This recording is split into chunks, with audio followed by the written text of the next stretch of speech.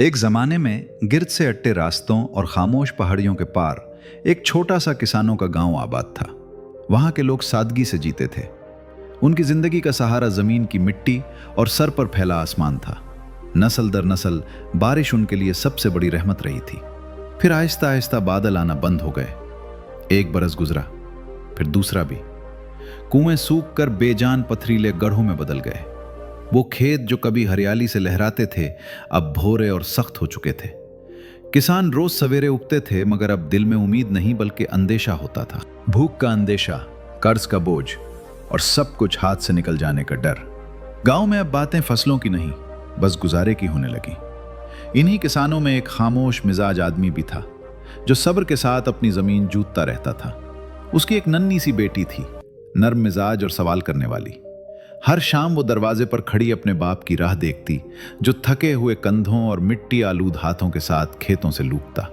वो अक्सर पूछती, अब्बू क्या कल बारिश होगी?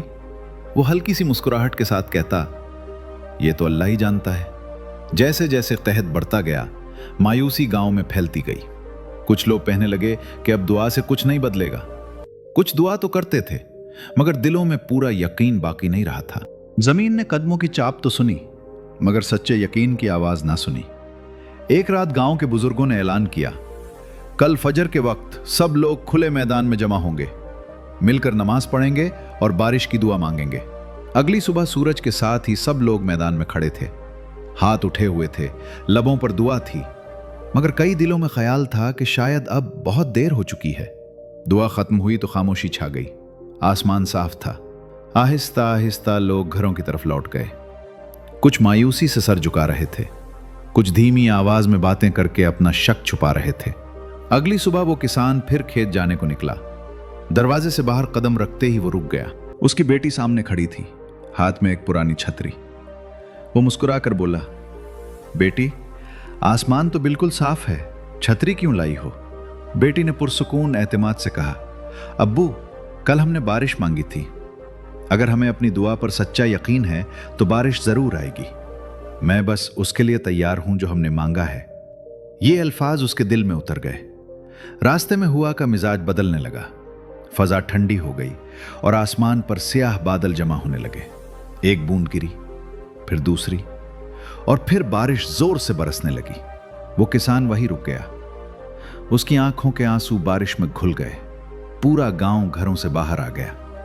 कोई हंस रहा था, कोई रो रहा था, और सब शुक्र के लिए हाथ उठाए हुए थे। जमीन ने पानी जज्ब कर लिया। फसलों ने जैसे दोबारा जान पाली। जमीन ने एक बार फिर सांस ली। और इसी मंजर के बीच वो नन्ही बच्ची खामोशी से अपनी छतरी खोल रही थी।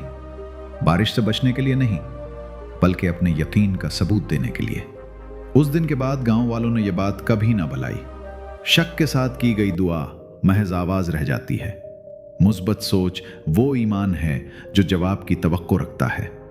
सच्चा यकीन नेमत से पहले दिल को तैयार कर लेता है। और जब भी उस गांव पर बादल आते, बुजुर्ग मुस्कुरा कर कहते, इस बच्ची को याद रखना जो छतरी लेकर आई थी। मॉरल ऑफ द स्टोरी, सच्चा यकीन वो ईमान है जो सिर्फ मानता नहीं बल्कि मिलने की तैयारी भी करता है। जब दुआ सिर्फ अल्फाज बन जाए और दिल उस पर यकीन न रखे तो वो महज आवाज रह जाती है। लेकिन जब दुआ यकीन के साथ हो तो वो इंसान के रवैये, फैसलों और तैयारी में भी झलकती है। नन्ही बच्ची की छतरी ये सिखाती है कि ईमान का मतलब इंतजार नहीं बल्कि एतमाद के साथ कदम उठाना है। मुस्बत सोच वो यकीन है जो जवाब की उम्मीद रखता है, बहाना नहीं। जो दिल नेमत आने से पहले तैयार हो जाए वही नेमत के काबिल बनता है। ये कहानी हमें याद दिलाती है कि अल्लाह पर भरोसा सिर्फ जबान से नहीं बल्कि दिल, अमल और तैयारी से किया जाता है।